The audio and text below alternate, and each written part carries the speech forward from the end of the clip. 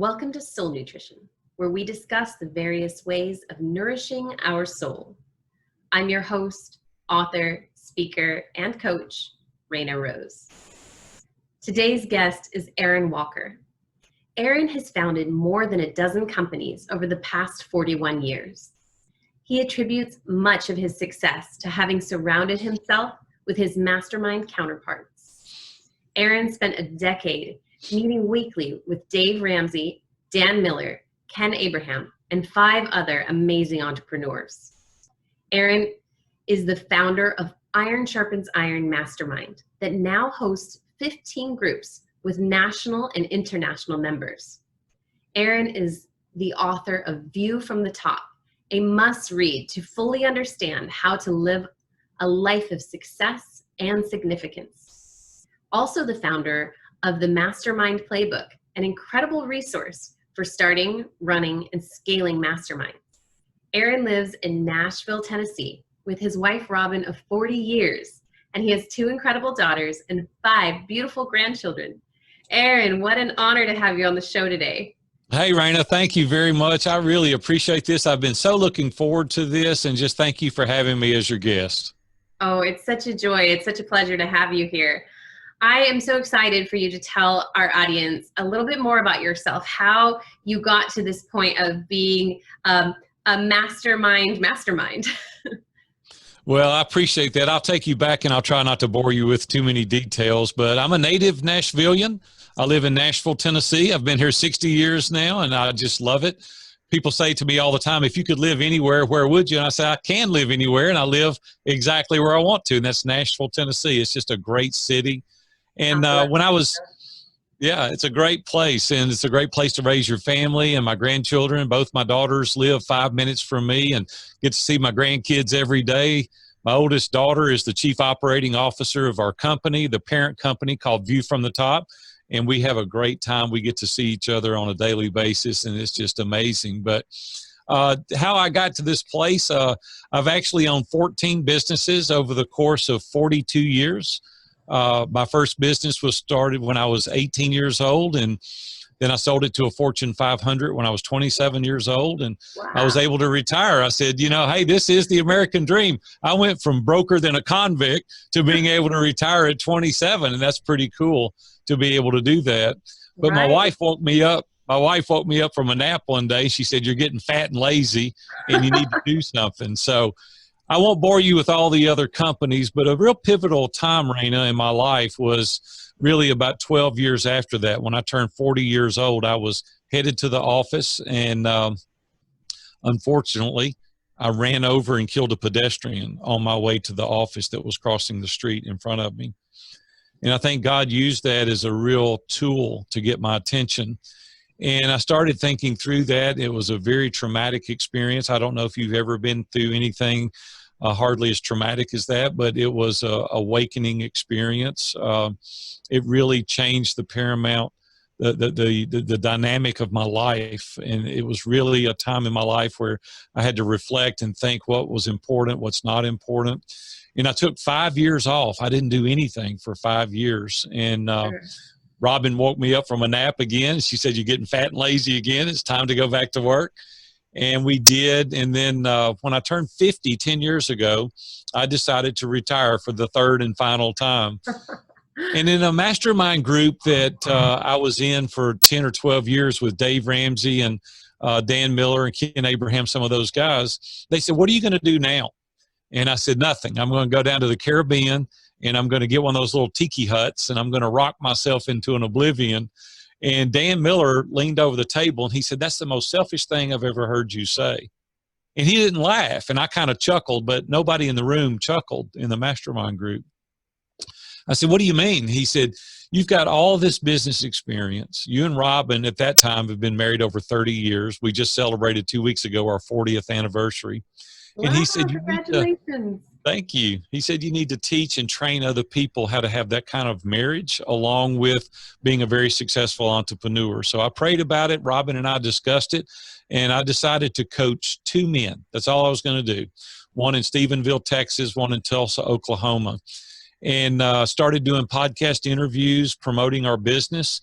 and God just blessed it. It was amazing how he blessed it. And I couldn't scale one-on-one coaching, so we started a mastermind group. And now I know the bio says 15, but we actually are launching our 19th mastermind group. We're in 9 countries now, and we're helping people really understand the benefit of growing personally, professionally, and spiritually. And so we're having the time of our life today. So that's as fast as I can make 42 years go by and giving you an overview. But that's how I got involved in mastermind groups when Dave Ramsey invited me to join his personal mastermind. And we spent 10 or 12 years together meeting in his office every week. And I was a sponsor of his show. I was his second sponsor when he first started in radio, and I sponsored his show for 21 consecutive years. And so we just became very good friends. Yeah, I'm sure. Now, I know you talk about the importance of choosing the focus of your mastermind. What was the focus of that original mastermind with, I mean, what a lineup of people in your mastermind? You know what's pretty cool though, Reina, and a lot of people think that initially until I highlight this, they were not the people then that they are now. Right. And that's the whole benefit of being in mastermind groups. I met Dave in the early 90s, and we became friends when he started his radio show because we both live here in Nashville, Tennessee. And they weren't the big entrepreneurs then that they are now. And a lot of people say, yeah, who wouldn't want to be in a mastermind with Dave Ramsey and Dan Miller and all those guys? But I just want to point out that it's because of the mastermind group that these guys had such success. To their own admission, when you've got accountability and you've got people that are non-biased, trusted advisors that are giving you input every single week, they're pointing out your superpowers, but they're also pointing out your blind spots. And when you really are heightened your awareness of your blind spot, then you're like, man, maybe I need to pivot. Maybe I need to change a little bit. Ken Abraham is another member of that group. And to date now, he's written over 100 books. I mean, he's written anybody that's anybody. He's the ghostwriter that's written their book.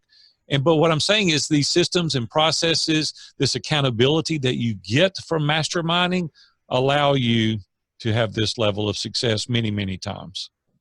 Well, of course, you know, the Bible teaches us that the victories are won with a multitude of wise counselors. Right.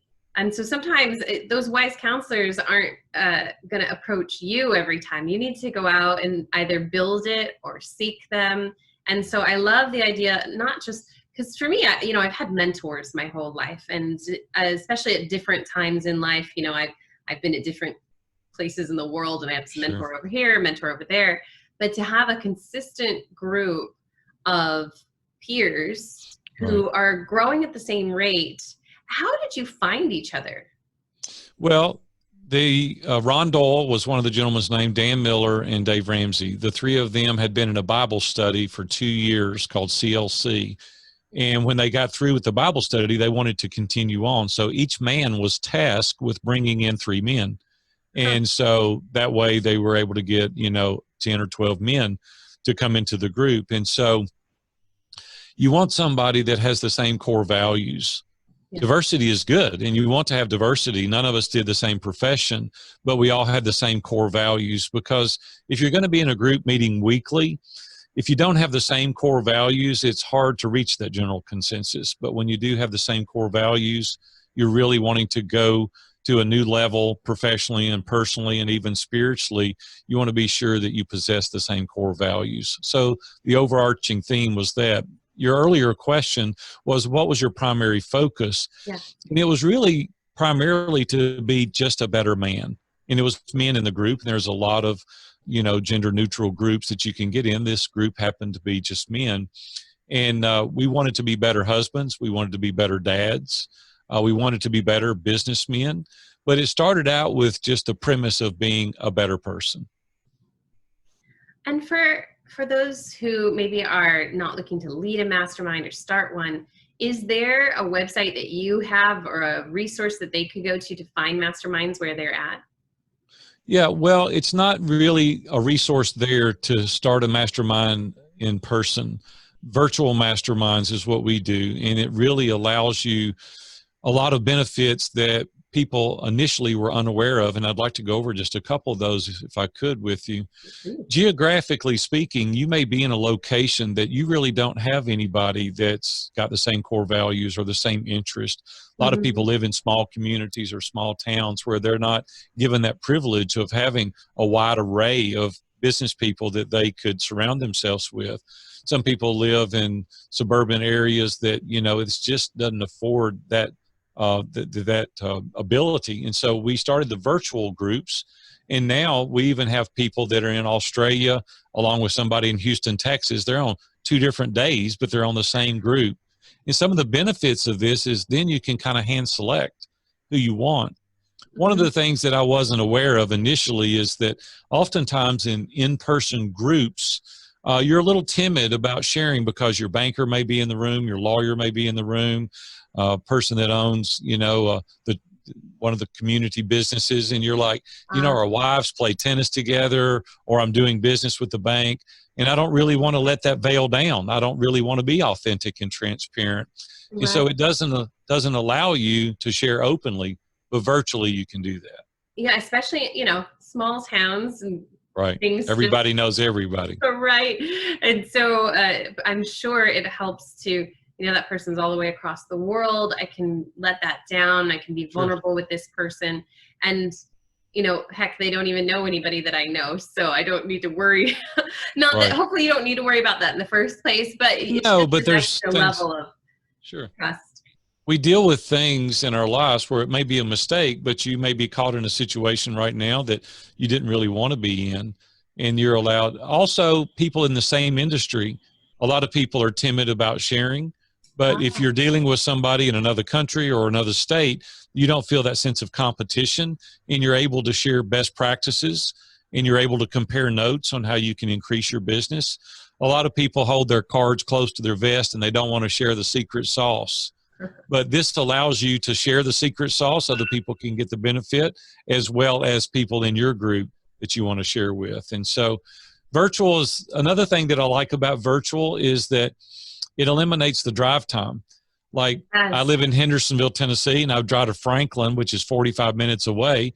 We would shoot the bull, you know, for 15 or 20 minutes. So now I've burned up an hour and a half meeting. Then I got to drive back for an hour. So I've used 3 or 4 hours of my day.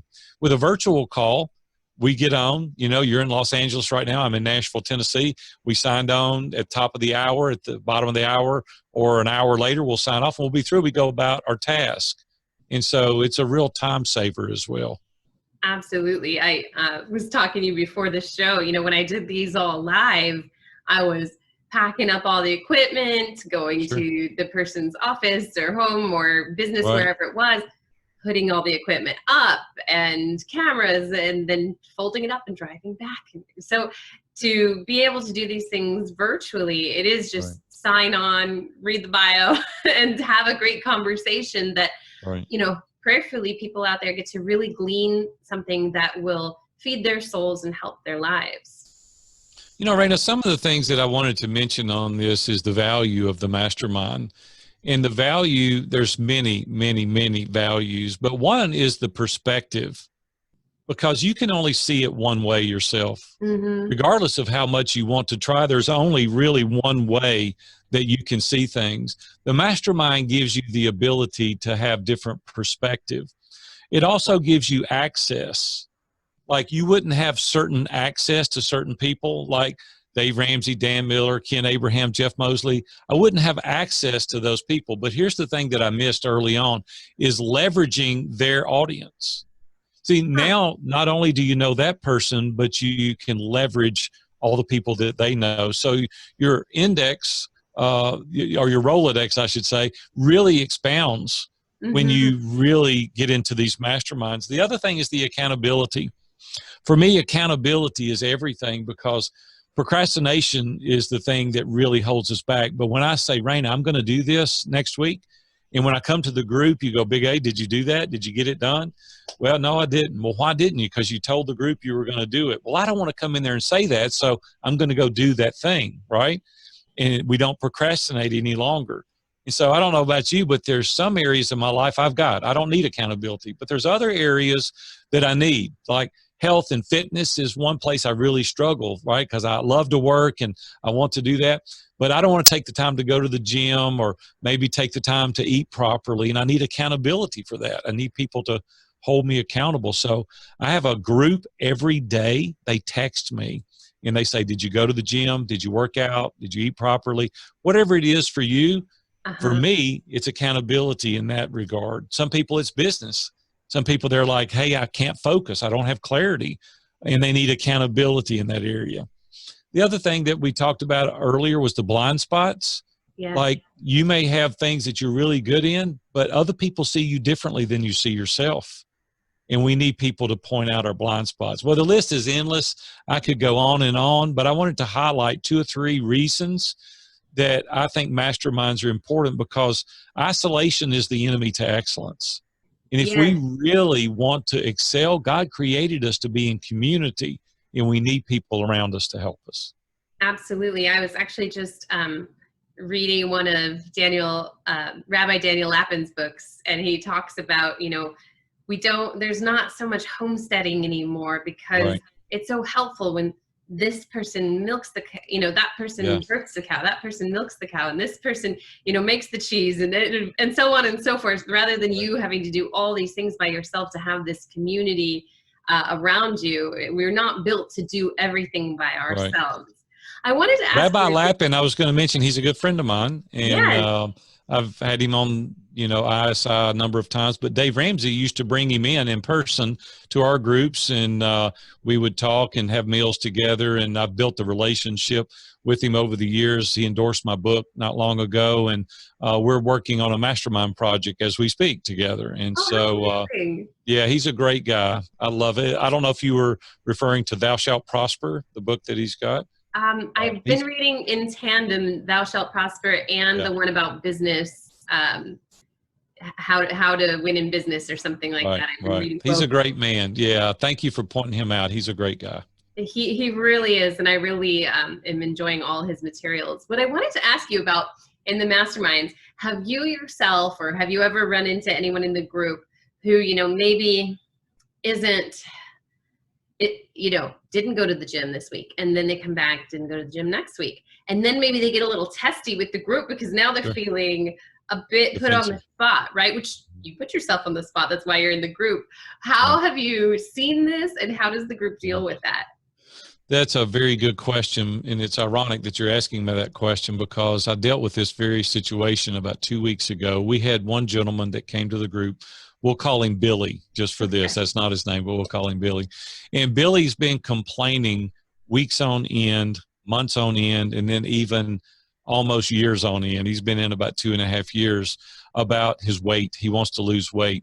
And he said one of the reasons that he wants to lose weight is he wants to be around long-term for his grandchildren, which is a very noble cause, And so I really got on him pretty hot and heavy, and he bowed up.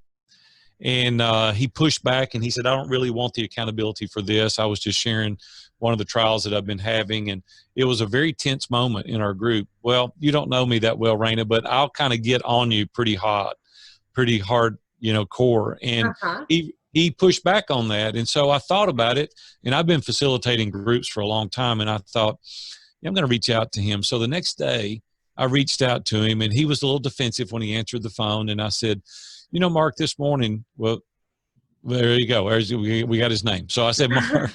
We don't know Mark, which one. I was 4 million Marks. And so, I said, I was in the steam room this morning, and I was just sitting, praying, pondering, and I started thinking about you. And I thought about those lovely grandchildren that you have. And the truth is that if you don't take care of yourself, you're not going to be here for them. And I said, I want to know what I can do to help you, because there's nothing that I'd much rather see than for you to lose the amount of weight you need to, so that you're healthy, so that you don't have these diabetes that you're experiencing. And see, his whole approach then was different, because I showed empathy, and I showed compassion, and I showed love rather than getting on him. So the method by which I need to approach him is those things: love and compassion and, empathy. And so I think we've got to find out what works. And I think that's another reason for reading like the Enneagram and DISC profiles. We find Yes. out how to talk to people. And so then you kind of meet them on their turf, and then you figure out the way to help them. And he told me before I hung up, he said, Big A, I want to tell you, you have no idea how much this call means to me. So his whole demeanor was different because I approached it differently. So don't get just set in your way of handling it just one way. There's multiple ways that you can handle it. And I know I have a friend who's in a men's group, and, you know, they can be kind of hard on each other, like just to hold each other accountable. Right. But then there's others that need a little bit more pulled back empathy. Right. And so, yeah, and that's the great thing about, then you can hold each other accountable for that. Hey, you know, I noticed you really push hard. Maybe you could come back with empathy more. This is helpful. And that's the wonderful thing about having that mastermind group. Yeah, the truth is that you've got to learn these things over a long period of time. And if I could share just a quick story with you. So it's a number of years ago, I was at the Ace Hardware buying something. It was on a Saturday morning about 9 o'clock. And we respected each other's privacy. We didn't call each other on the weekends. That was for family, and we dealt with each other throughout the week. We met on Wednesdays, and if we had something important to talk about, we would call through the week. And this gentleman's deceased now, but he was in our group. His name's James Ryle. And James Ryle, if you're familiar with Promise Keepers, he was one of their speakers. He traveled all over the world speaking. He was one of the best storytellers I've ever heard. He was in our mastermind group. And Reina, I was in a tough place in my life right then. I was in a very, very dark spot. And I don't know if you've been in a dark spot or not, but I was in a very dark spot. And I talked about it nonstop. Every week I would mention this. I would talk about it. I just couldn't get, you know, the victory on this thing. Yeah. And so he called me and he said, Hey, Big A, he said, do you have a moment? And I said, sure. Hold on. Let me walk outside so I can hear you. And I walked outside. And I said, what is it? And he said, well, I know we don't talk to each other on the weekends much, but this morning I was praying for you and God gave me a word for you. And I said, oh, great. He said, but before I say that, I want to tell you that you're wearing the hell out of everybody in our group. And I just sat there and I started laughing. Well, he didn't. And I said, excuse me? He said, you're talking about this thing nonstop. We're getting sick of talking about it. We're tired of hearing about it. You're not taking any action, and we're getting tired of hearing about it. And I said, James, I don't really know what to say. He said, well, let me tell you what scripture says in Isaiah. In Isaiah, it said, take the chains from around your neck and move on. He said, it's time you were moving on. I'll see you. I got to go, and hung up. I was so mad when he did that. I said, he called me on a Saturday morning. He's ruined my day. And then I thought about it, Reina. Here's what I thought. I thought, no, he didn't. He loved me enough to tell me the truth. And so I started thinking about that, and I thought, if we hadn't had spent years and years and years together, he wouldn't have had permission to do that. Right. So the following week, I get to Dave Ramsey's office, and I walk around the table, and I'm a big guy. I'm 6'4", weigh 235. I mean, I'm a big guy. Well, he's about 5'9", about $155, you know, and I walked around, and he thought I was going to hit him. He did. He thought I was going to hit him. And I leaned over and I embraced him and I hugged him. Big tears come up my eyes. I said, thank you for loving me enough to tell me the truth. And it changed my life. I was able to get over that thing because of his stern love, and I was able to move on. And see, people get in these masterminds and they suck them for all they're worth, and then they move on to the next one. We can't do that. It's the long haul. It's building that rapport. It's building that relationship. It's getting to know that person, knowing their family, knowing how they operate and what's important to them. And then you can call them out and say, hey, it's time to remove the chains and it's time to move on.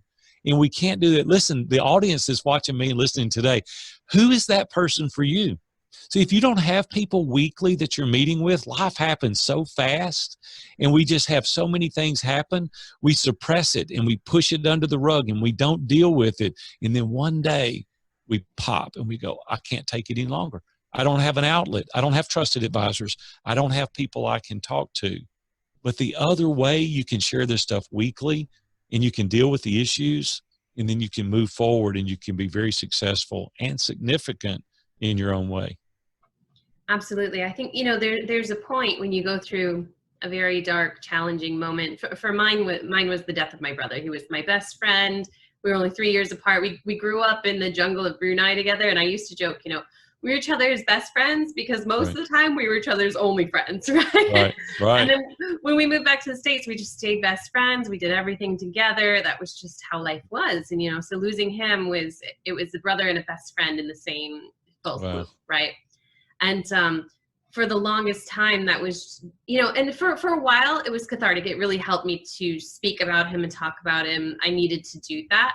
But there came a point when my story just became the girl whose brother died, and that's what I would lead with. And that was my story, whether I was doing it consciously or not, to gain sympathy and to gain attention, right? And so nobody called me out specifically.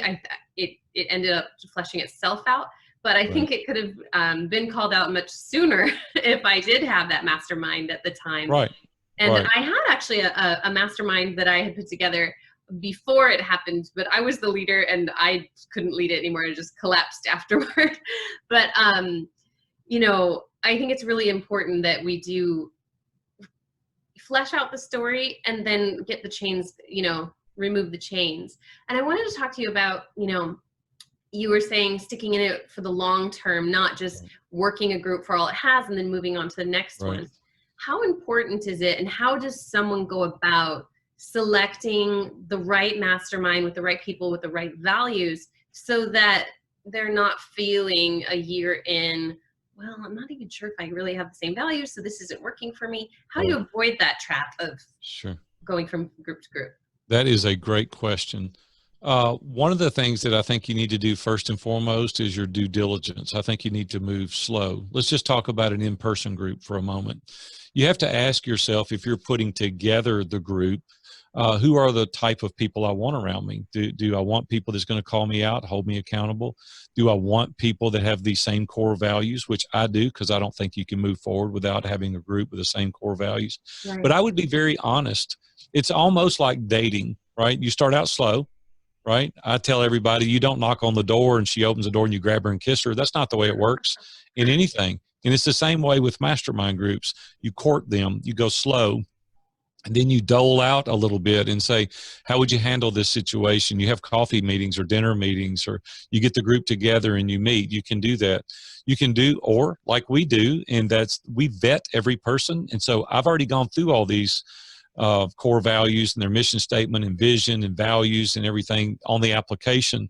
So we have almost 200 people now in all of our groups, 10 people in a group. And so we're doing the vetting for people. So when they get into our group, we've already done that. So we can do it. The diversity is good.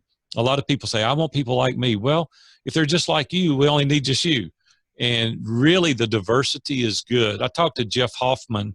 He started Priceline. And he said that 10% of everything that he reads every day has nothing to do with anything that he enjoys or anything to do with any company that he owns. And I'm like, that's interesting.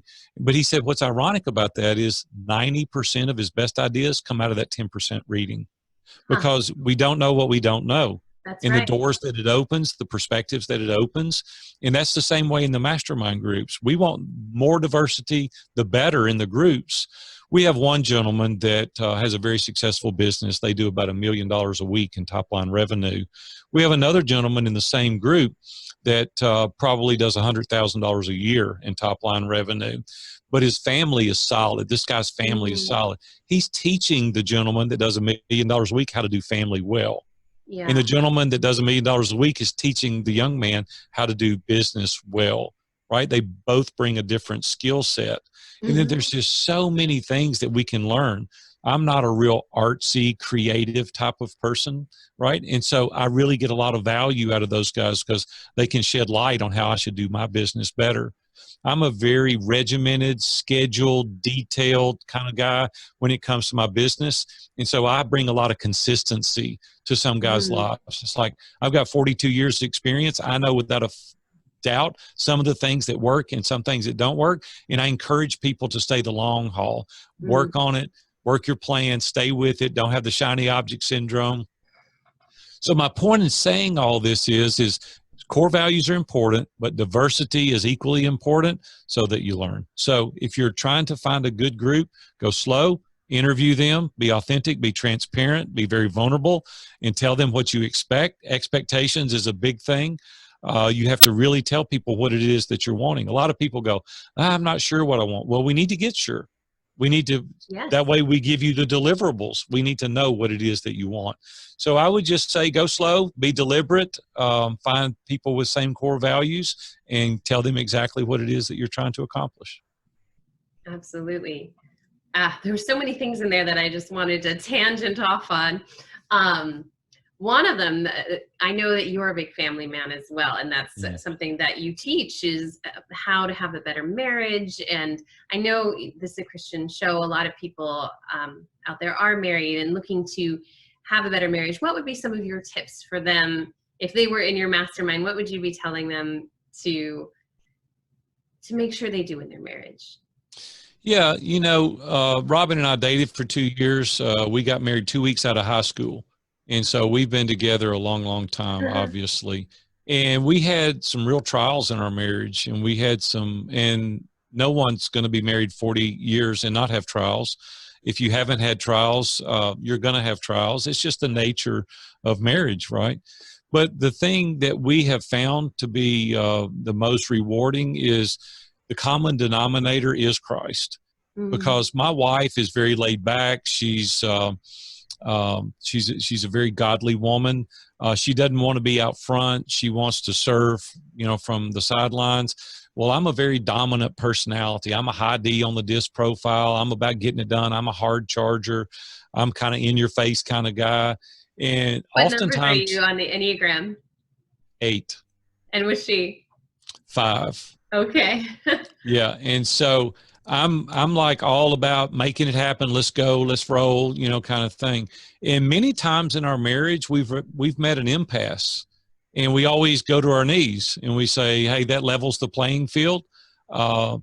Praying together is uncomfortable for a lot of people, and we don't practice it daily. We've gone years and not prayed together, but the most intimate time in our marriage is when we're on our knees together, because it absolutely levels the playing field. The other thing is I'm a huge believer in counselors. We've got one here. His name's Floyd, that lives in our city, and we've been going to him for 20 years. I'll go, she'll go, we'll go together. Other people see you differently than you see yourself, and you need to have a non-biased person that can look at your relationship and say, hey, you need to give here, or you need to give here, or you need to, you know. So I'm a believer in getting third parties involved that can help you navigate the waters, kind of a mediator to help you. The other thing is really important for us is to serve each other well. And I know that we all say that, but I'll give you an example. It wasn't too terribly long ago, several years ago, I did some things around the house, and it really looked good. I mean, this was top shelf stuff. And Robin didn't notice it. She didn't say anything about it. I mean, I know she saw it, but she didn't say anything about it. Well, I kind of got mad about it. I was moping around the house, you know, and she said, what's the matter? And I said, nothing. She goes, no, I mean, really, I mean, I've noticed a big change in your demeanor. What's going on? And I said, well, I did this, and I did this, and I did this. You didn't even say anything about it. And she looked at me and she said, did you do those things because you wanted to be noticed, or did you do those things because I needed the help? And I said, I wanted to be noticed. And, you know, if you would do the right thing for the right reason, you might be surprised at how I would notice, how I would compliment that. And probably the reason I didn't is because you did it for the wrong motivation. And I think after you've been married a number of years, you see those things. And so I would just encourage people also to do this, and a lot of people won't do it, but I encourage people to do it. I created a spouse survey, and this is questions that you want to ask your spouse, but you're afraid to, and you ask the questions and then give it to your spouse in print form and let them read it. And some people say, you're crazy. Why would you want to start an argument when things are good? And I say, why would you want to live a fake, false life? Right. Why would you not want to deal with these issues? Robin and I don't argue like yelling and hollering and slamming doors and sleeping on the couch and all those things. We talk like we're talking right now. And we work through things, and we bring up difficult situations when things are going good, not in the heat of the moment, because if it's in the heat of the moment, I want to win. I want to get her back. I want to make her mad, right? And I say things that I regret. But when I say, Robin, have you thought about this? Or when you do this, it makes me feel this way. Or when you say this, I think this. Maybe you don't mean that, but when you present it, that's the way I take it.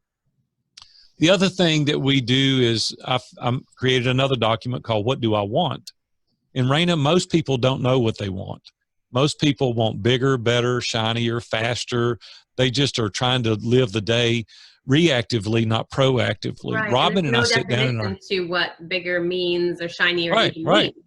Right. You may not really even want that. You may want the outcome from that. And so what we do is live our life proactively. We say we want to make this much money. We want to live in this area of town. We want to give away this much money. We want to help these people. We do it very proactively.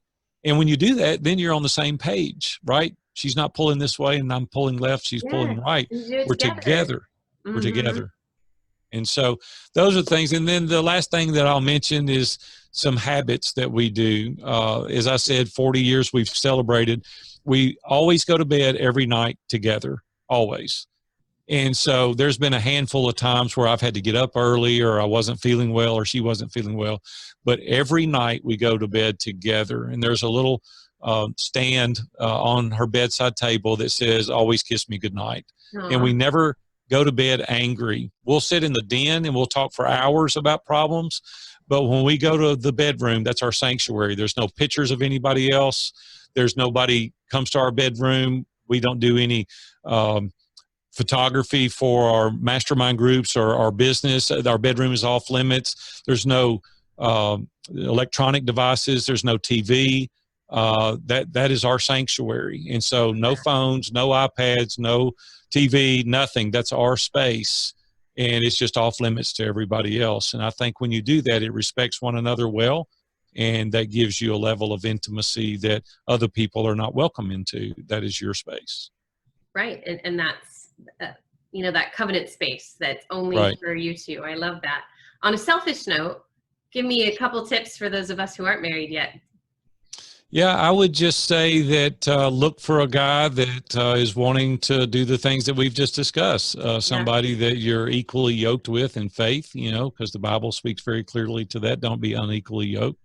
Mm-hmm. Look for somebody that has your best interest at heart. Look for somebody that wants to serve you well, somebody that you can grow old with. And I think if you look for those things and you really wait and do the right things that's God honoring, that God's going to honor it, he's going to give you that someday.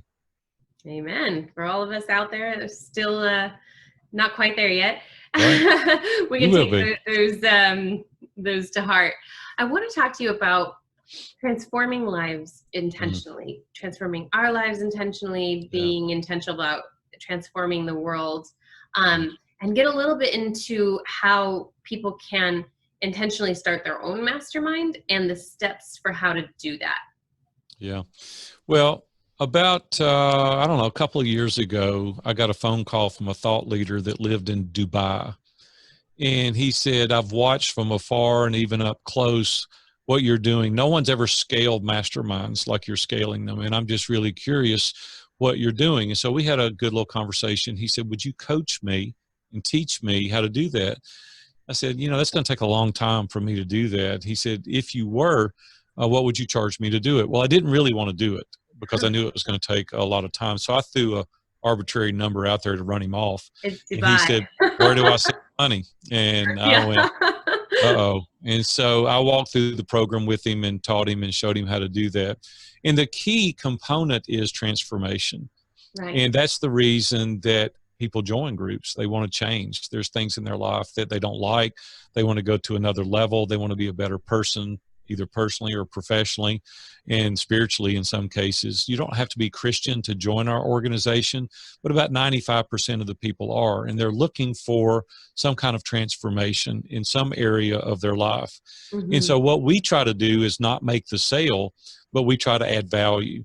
And so what we're always looking for is the way that we can help you transform your life. I coach people all over the world, and when I'm talking to them, it's not my right to change them the way I want them.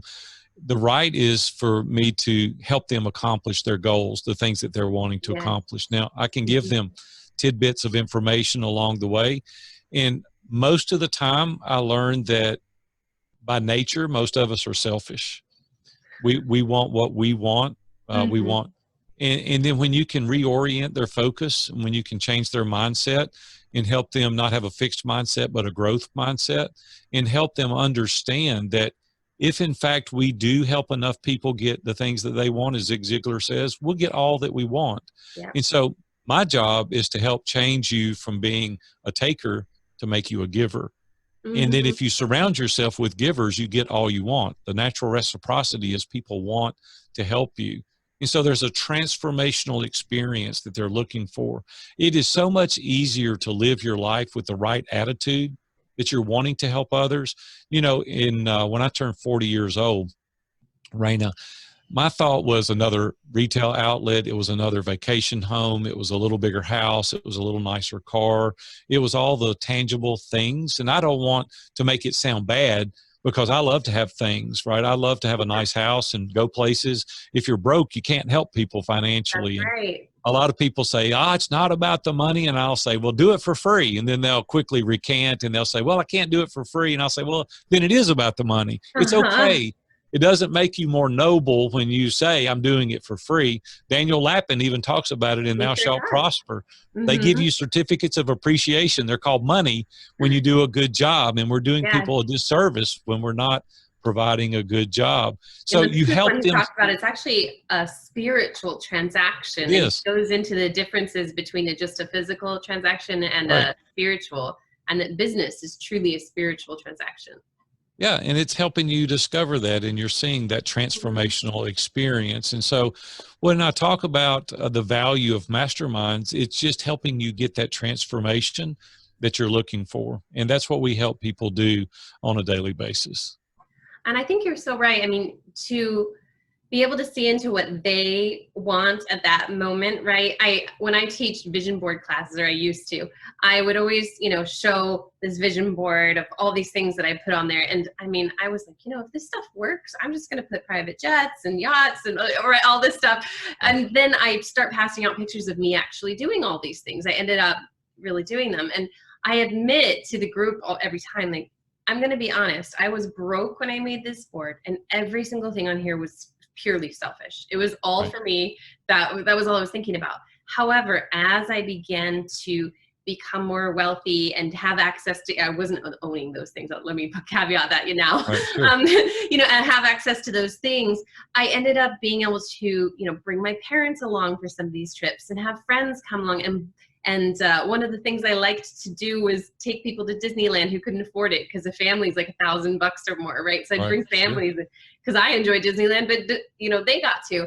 And so this purely selfish original board turned into, I also always said, oh, I'll sponsor an orphan and go to Russia. And, all these things like actually ended up happening because I was so abundant and right, overflowing right. that I could think also a lot further than I want stuff, you know? Well, let me give you an example on a small scale that people can do, some of your audience can do today. Yes, And a please. lot of people say, well, if I had money, I would do those things too. And I just want to challenge your thinking a little bit. Money doesn't change the heart, it magnifies what's already Absolutely. there. Mm-hmm. And so, what Robin and I did years ago, and this was very early in my career, is I started the T.Walker Scholarship Award. And I would go to the high school where I went to school, and it was actually middle school, and I would give a small scholarship to college that could be used to college to an eighth grader. And I would say, it doesn't matter your grades. The teachers are going to vote on this for the person that's trying the hardest, Uh-huh. not for the person that has the best grades. And so we kept up with it for years, and we tracked those people. Many of them didn't have a hope to ever go to college of any kind or any kind of technical school, but they did now because they had a small head start. These people turned out to be nurses. They turned out to be various occupations that we followed because they had hope. Some of them went into the military and were very successful in the military. So what I'm saying is you can do something small. We're very intentional about looking for opportunities. I carry a handful of money in my bag, and when I'm out going to Starbucks, I'm always looking for somebody to pick up, or as far as picking Uh-huh. up their coffee, or Yeah. you're giving all the time. It's the mindset. It's you're looking for those opportunities. And I can't tell you the conversations that have happened. We do something here called Gratitude Day, where my grandchildren and I take them out the day after Thanksgiving every year, Black Friday. We go to all the nursing homes. We go all around and buy people gifts and presents in the children's hospital. And we do nothing for ourselves. It's about other people. And it started really a movement where people in our organization are doing it now with their kids and their grandkids. It's just being grateful for where you're at. And you don't have to do it on a grand scale. It can be small. Yeah. But it's just changing your mindset and how to reach out and really be generous with other people. Absolutely. And I think too, you know, a lot of times as you grow as an individual, and that's what these masterminds help you to do. And that's what I was saying about the board. You know, I grew as an individual from the time I made that to the time that things actually manifested. Right. And, but I agree with you. I always tell people when I used to, you know, travel the world all the time and they say, oh, when I have money, I'll travel. No, you won't. If you don't travel now, you know, go camping or something, you're not going to travel later. You have a little bit bigger car, a little bit bigger house, whatever you currently value will be just more when you have money. So I think it's so great that you're really working on transformation, inner and outer. You know, sometimes people like with the weight issue, but that's also an inner, you know, there's something inside that's stuck or unable to move past this identity sometimes of carrying extra weight. And so I love this transformation. So it's just not personal though, because 60% of it is professional. And so we really help people scale their businesses and take it to the next level. We help them understand some of the processes, some of the networking that they need to do, some of the consistency or the lack thereof. And we help them develop a plan and a strategy. And we teach them how that we develop thematic months in our mastermind, how now we're 6 months out. We're ahead 6 months, so our team can work on the things, the blogs and the Facebook Lives and the Alexa briefs and all the things that we do for marketing. We teach people how to do that, and then we hold them accountable. We do Brian Moran's 12-week year, where we help you focus on the task and the lead indicators. The goal will take care of itself if you'll do the task every day. And so we help people really get focused and pair off the things that are the shiny object syndrome and work on that main thing. Instead of being an inch deep and a mile wide, we reorient their focus, and now we're an inch wide and a mile deep, and we really focus on that niche market, and they get really successful. We had one guy named David Kincaid, lived in Alberta, Canada, and he joined our mastermind group, and it took a quarter of his income to join the mastermind. And I said, are you sure you want to do this? He said, I've tried everything else and nothing else works. So at that time, this is years ago, at that time he was making $18,000 a year. Wow. And I said, that's a lot of your income to join at this time. And he said, I got to do it. 18 months later, he was doing $300,000 a year. Wow. And so we got him focused. You see, we held him accountable and we helped him. See, when we don't have anybody doing those things, we're left to ourselves, and it's just really hard to have that level of focus when you're alone. Oh, absolutely. I have a couple of weekly accountability partners. They're all separate. I eventually would like to get them all in one chunk because it takes up a lot of the week, you know? Right. But if it weren't for having to report back to them, just like you said, then I wouldn't get half of these things done because you wouldn't. You don't want to be a loser. You don't want to go in the meeting and go, I didn't do it. And so because you did it, then it forces you to stay accountable, and then you have success as a result of it. And so found there's times when I didn't look back at what I committed, and I did it anyway, just subconsciously went through, and that was in my mind where it wasn't before. I'm so glad you brought up the business part of masterminds, because I wanted to ask you about one of the things you help people do is identify their ideal avatar client. Yes. And then beyond just identifying that person, how to attract them. Talk to us about this. Well, what I did early on in this space, and I'll just be totally transparent and authentic with your audience as well. So I was in bricks and mortar for about 35 years. And geographically speaking was what I was interested in because we had retail outlets. But when I got into this online space about 7 years ago, I didn't know anything about anything, but I'm a fast learner and I'm very committed. And I said, I'm going to learn how to navigate this. Well, initially I was just shooting a shotgun. I just said, hey, if you're hearing my voice, I can help you. Well, that didn't work out so well. because I didn't have the right avatar. And so when I narrowed that focus and I specifically said, no, these are the people I can help, between this age, and this is the worth, and et cetera, I really designed out the avatar. Now, not only can I help that person, is I know where to go find them, right? Because now we can identify who that avatar is and the places that they're at and how we can find them. And so if you're not shooting a rifle, and you're shooting a shotgun, you can't be all things to all people. You just can't do it. The people that really pay me the most money is the niche market, the ones that I've identified. So we need to spend time identifying who your avatar is. There's a guy, this is kind of funny, and you may have heard of this. I go to all these conferences around, I travel and speak, and I get an opportunity to meet a lot of cool people. But this gentleman has a podcast, he's going to get a plug right now, called Chicken Whisper. Okay. And I'd never heard of that. And I'm like, what is that? And they said, he teaches you to raise chickens in your backyard. And I'm like, you got to be kidding. That's a job. And last year, he did $1 million in revenue teaching people on his podcast and his newsletter how to raise chickens. It's a very niche market, right? He knew who his avatar was. Yeah. It was people that wanted to raise chickens in their backyard. There's toll booth operators. I'm like, you got to be kidding. No, there's a girl here in Nashville that does coupons. I'm like, who doesn't know how to use a coupon? And so she started a business, Franklin, Tennessee. Last year, she did over $1 million in revenue, teaching people how to use coupons. Today, Target and Walmart pays her $1 million to advertise on her Facebook group with 350,000 participants in her group. Right? It's very niche. And so we help you identify who your avatar is. And then we help you then go out and enlist the people through all the marketing strategies that we use. We have 10 top strategies that we use. We use LinkedIn, we use Facebook, Facebook Live, podcast interviews. I've done over 2,000 podcast interviews in the past 6 years. Wow. And that's the way we promote our business. Mm-hmm. So I teach you how to do that in the marketing skills. I teach you how to build a press kit and how to make it really easy for the podcast host or whatever platform that you're going to be on.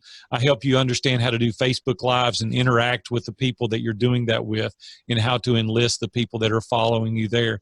So it's just this mastermind playbook has really taught people the value first and foremost of masterminds, and then it teaches you the strategies to use to enlist people. The biggest fear that people have in masterminds is I don't have all the answers. Mm-hmm. And the group is not about you. The group is about the consensus of the multitude. Right. It's about everybody. Mm-hmm. See, it would be group coaching, Reina. It would be like you inviting 10 guests to your house and they sit at your dinner table and they look at you to answer every question. That would be fun, right? Right. It's the same way in masterminds. See, what you don't have, a lot of you, is the framework. We've positioned the framework, and then we give you the themes, the questions, the reading assignments, the accountability tools. We give you that 2.5 years worth of material that you can use so you don't have to create anything. What most people don't have is the framework that we've put together to run these mastermind groups. And that's what we've been able to do in the mastermind playbook. So developing your avatar and then helping you enlist and get the people to join your group. That's incredible. Now, I know that one of the things, even though now you have is it mostly online masterminds now? It's all online. All online. But one of the things that you also promote is the unique experiences with the members in person, right? Right.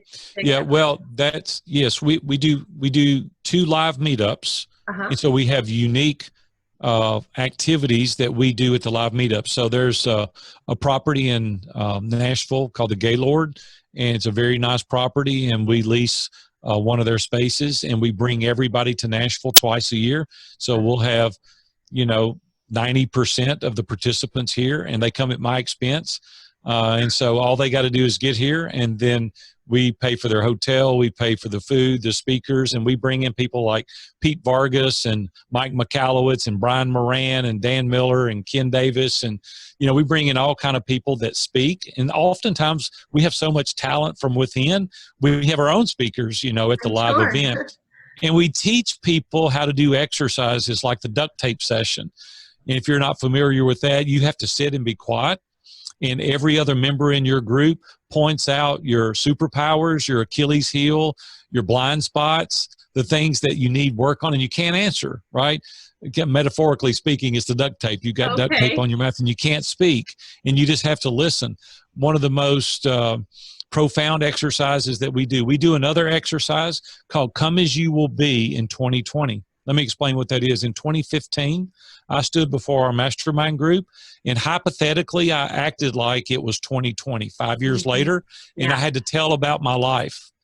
And what we've done, though, is we've had these goals in family and faith and fitness and friends and finances, these areas, these big areas. And I say as though today, this is 5 years forward. I say, I'm making today this much money. I've written this many books. I'm driving this kind of car. I live in this type house.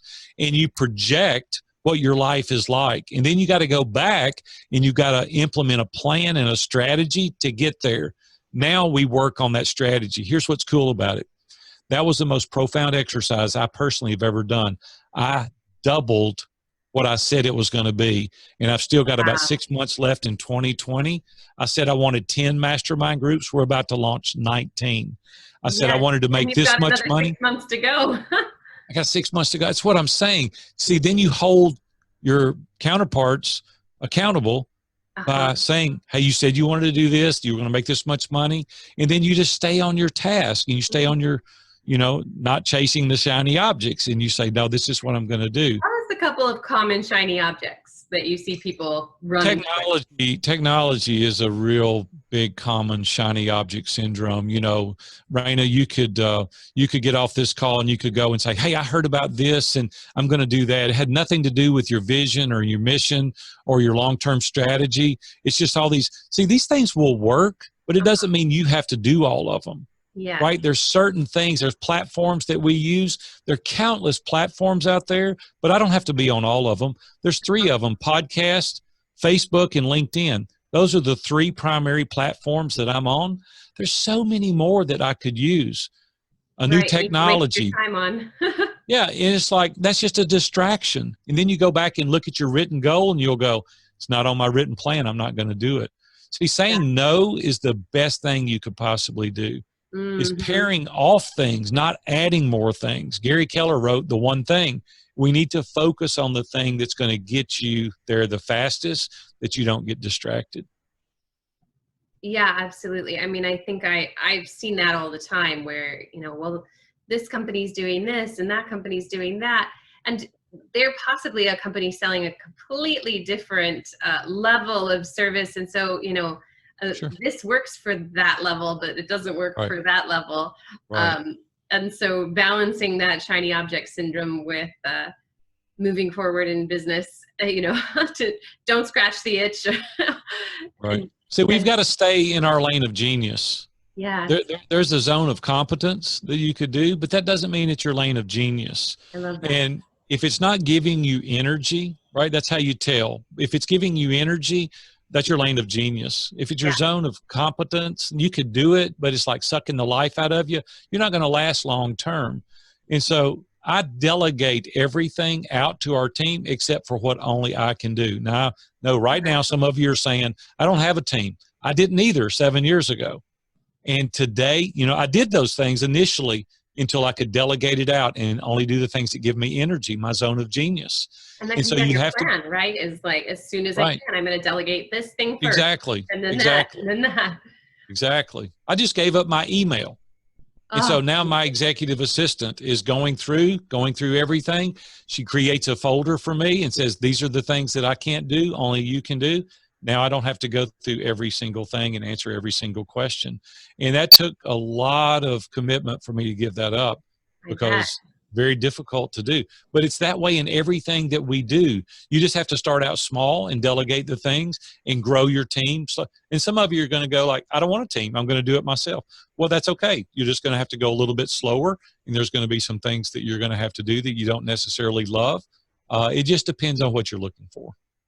Right. And you're probably going to be drained and not giving attention to those other areas. Like you said, that person that helped the guy making millions to balance with the family life, and he helped him and vice versa. And then the health. And we have to like you said, stay in the lane of our genius in each area so that we can show up fully present as God intended us to be, you know, fully present with our family, fully present with our clients, fully present with those who are our friends or in our mastermind.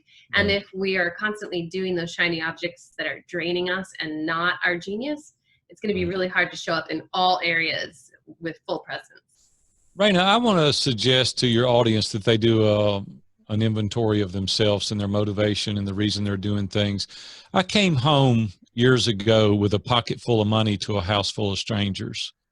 And I want to encourage your audience not to do that, because what's the point? Like, Mm, you make a lot of money, and if you are offering your family at the altar of, you know, making a fortune, and you really don't know them, and somebody else is carrying little Tommy to baseball practice, and you know, your daughter is, you know, having a piano recital, and you're too busy at work to go, that's going to come back to haunt you long term, because your family has a memory, but the office doesn't. And I can make right. money, I can make more money, I can start businesses, but I only got one go through with my family, right? It's not a trial run. This is it. I mean, we're living it right now, and you don't get a do over. That's And right. many times, you know, it's opportunities that are missed that you're going to lay on your deathbed one day and have regrets. And I don't want you to have regrets. I don't want any of you to have those regrets. One thing that I did do well is I always made myself available to my daughters. They call me at any business we had, I'm available. You know, I'll put the customer off. If they call right now, I'm going to have to put you on hold. But I'm just saying, they're the most important. And our actions are what is screaming at our children and screaming at our spouse. Like, you can say whatever you want is important, Yeah. but your actions what shows what's important to you. And so I just want to encourage you to do an evaluation personally and really define what's important to you. Wow. Well, thank you so much, Aaron. That has been a wealth of information in a short time. Where can people find, I mean, you've referenced a lot of things. Where can they find you on the platforms that you're on? And I know that we're going to get a link up that people can see, at least on the YouTube for the Roku. Just let them know that where they can find you. Yeah, well, thank you. Two places you can find me. If you're interested in starting your own mastermind, themastermindplaybook.com is a really good place to go. If you're wanting to reach out to us to find out more information about coaching or find out more information about masterminds, I'm happy to talk to you. Viewfromthetop.com is the easiest way to find me. I'm very easy to find. If you'll Google Aaron Walker, in Nashville, Tennessee. My phone number is available. My email is available. I've made myself very accessible, and I'm easy to get a hold of, and I'd love to talk to you. So masterminds, go to themastermindplaybook.com, viewfromthetop.com if you're interested in joining our mastermind or coaching. Wonderful. And those lists that you were saying, the self-assessments earlier, can they find those on the They can find those at viewfromthetop.com. viewfromthetop.com. Right. Amazing. Thank you again, Aaron. We really appreciate having you on the show. Thanks, And Reina. thank you all out there for watching. And until I see you again, may the Lord bless and keep you, cause his face to shine upon you, and nourish your soul.